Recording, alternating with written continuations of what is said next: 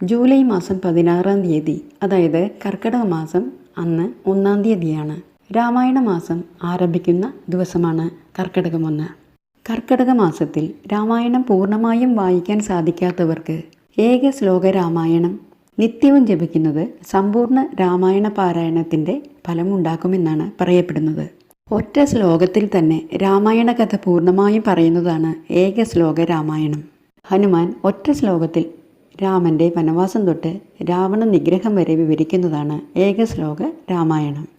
ഇതാണ് ഏക ശ്ലോക രാമായണം. പൂർവം രാമതപോവനാധിഗമനം ഹത്വാ മൃഗം കാഞ്ചനം വൈദേഹീഹരണം ജടായുമരണം സുഗ്രീവ സംഭാഷണം ബാലി നിഗ്രഹണം സമുദ്രതരണം ലങ്കാപുരീമർദ്ദനം കൃത്വാ രാവണ കുംഭകർണ നിധനം സമ്പൂർണ്ണ രാമായണം.